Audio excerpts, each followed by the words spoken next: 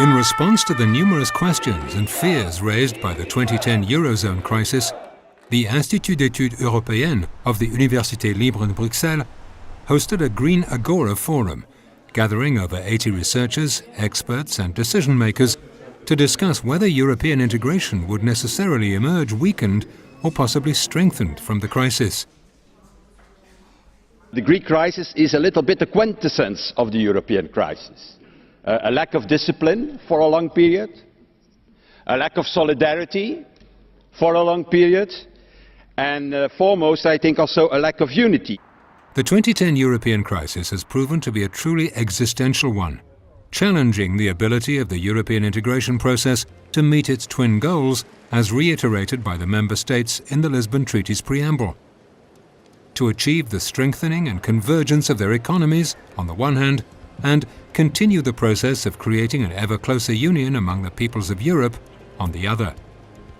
Well, the crisis certainly is not benign. If you simply look at the outcome today, the number of people in unemployment, increasing inequalities, increasing poverty, but also a lot of political problems with a north-south divide in the Eurozone that is politically very threatening. The confluence of economic crisis, political divisions and social hardship fundamentally challenges the way the European Union is governed. We need a new institutional reform of governance. Whatever this needs, a treaty reform or just an adjustment of current treaty and current institutional set is an open question. The crisis, therefore, also poses the question of the future of European integration, which, over its more than half-a-century-long history, has progressed in fits and starts, often when confronted with crisis. As such, different challenges have fostered a proliferation of national and European strategies, reflected in a succession of institutional and treaty provisions. It was either the sort of 1970s up to the Single European Act, the integration to the court, right?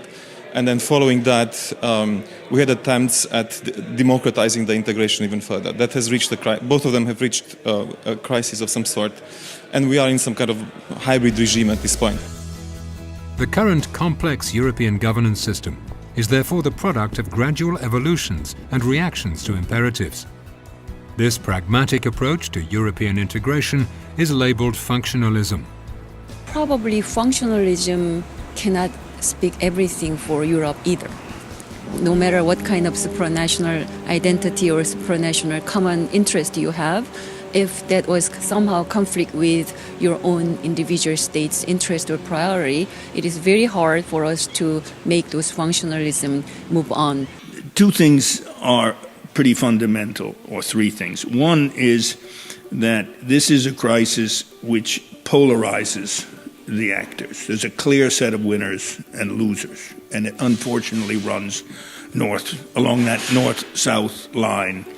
Then there is the very fact that this is an exogenous crisis, partly in its timing, but it's because of the collapse of the American financial market. But also, the main factor is that monetary unification is not, or was not, an integral part of the integration process. It came about because of German reunification. It was the insistence of the French and the British that Germany give up the D-mark in exchange for East Germany. That was the underlying deal. We had an understanding of integration as an endogenous project, which had plenty of conflicts and crises, but they were generated from within and could be resolved from within. This time, there's no way of resolving the crisis without involving the United States, the IMF, a whole series of external actors. If in the past new treaties and institutions have proven adequate to respond to economic challenges, simply going down that same path has become insufficient, as the global context and the increasingly contested politics of Europe force Europeans to confront unprecedented questions. The crisis is a huge challenge for the European Union. On the one hand, it has created more integration. We have seen new coordination mechanisms emerge and new institutions being created, such as the ESM. But at the same time, there are disintegrative tendencies. One of them is in financial markets, then obviously in the real economy and in societies, the degree of divergence and the decline of social cohesion is very important. These contradictive, integrative and fragmenting forces have pushed and pulled the Union's leaders towards revisiting its institutional setup.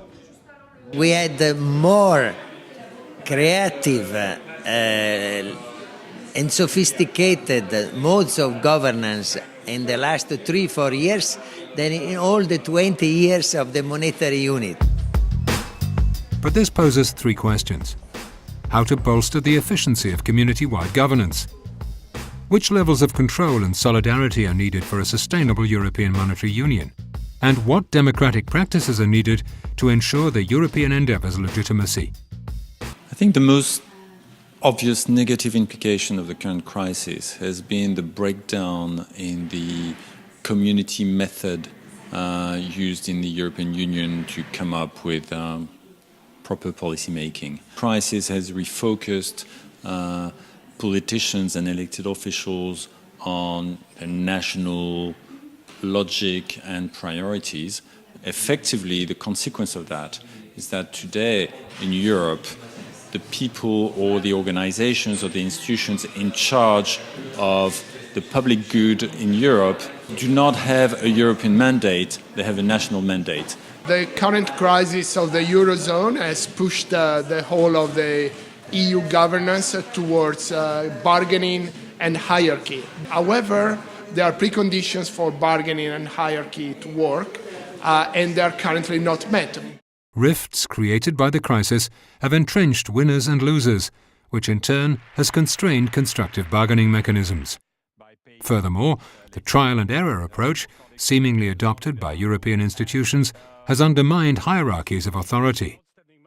Reaffirming the community method's efficiency calls for a reinvigorated European mandate, which would open up the possibility of new deals to be made and clarify where responsibilities and authority lie.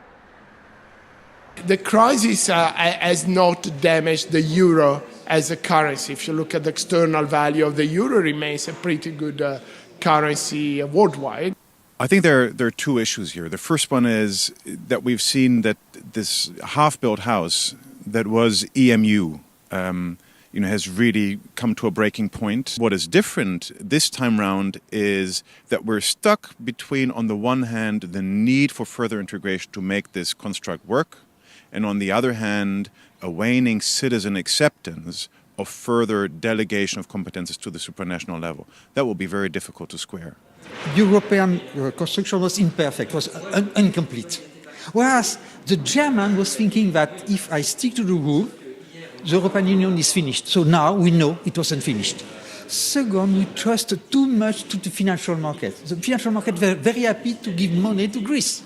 Now you realize that you have organized politically a coordination of Europe. So the big novelty, you have to be constructive it. If not, the financial market will destroy Europe. Now we have a kind of emerging governance architecture of the Eurozone that would have been unthinkable without the crisis. This crisis has basically, extremely productive in terms of institution building in Europe. We have been through an existential crisis, but this is over. There is a higher degree of awareness of the interdependencies between the different member states, and this has been shown in a lot of, let's say, institutional innovation, be it on the fiscal side with the six-pack, so the reinforcement of the Stability and Growth Pacts, new procedures to correct macroeconomic imbalances, but also, crisis mechanism have been put in place on a permanent basis, like the European Stability Mechanism. And then, if I jump to the most recent elements, we are now already moving towards a genuine economic and monetary union, and we will very soon have a genuine banking union, which is extremely important for the smooth functioning of our economic and monetary union. The sustainability of the European Monetary Union therefore depends on the capacity of these new institutional provisions to efficiently respond to any future crisis, to address internal macroeconomic imbalances, and to foster a working banking union. The paradox is, can you do this without democratizing the EU? Because the problem is that the EU has the formal institutions that any liberal democracy asks for. It's got a parliament, it has regular, honest elections, they're competing political parties, they're organized inside the parliament, it even has a court of justice. All those are the standard format, shall we say. But there is not the sense of European citizens actually participate in and have some degree of control over the process. That's what's missing. The European election can be a part of the solution by a politicization. That means a more clear alternative vision of the European Union governance and the democracy, left or right. This seems quite a challenge that in the future then needs to be tackled, I guess, with more and more forms of participation on the part of citizens and kind of how they can organize themselves and bring their own ideas up to the political debate and lobby for themselves. The old rule, no taxation without representation, applies to Europe as well. And through the crisis, we have suddenly moved into discussions where we actually tackle those issues. And 5 years back, this was nothing that was on the political agenda. Beyond the efficiency and institutional questions associated with the crisis, Europe's leaders must also address the democratic legitimacy of the new governance structures. In this regard, a recognition of the opportunities associated with politicization, the need for new forms of participation, and the call for heightened representation have emerged as the cornerstones of any renewed European citizenry. On the one hand, if the European integration process is to draw the necessary lessons from the recent crisis, a recasting of the community method in favor of new policy deals and clarified responsibilities is needed. On the other hand, a sustainable monetary union will only be secured in the eyes of the citizens and the world once recently set up institutions and policies have stood the test of time. Crucial in this regard is whether new crisis mechanisms, convergence strategies, and a scheduled banking union will prove adequate and efficient. However, none of these goals is possible without revisiting the democratic processes of the Union, which must come to acknowledge greater politicization, allow for new forms of citizens' participation, and foster a heightened sense of control among Europeans.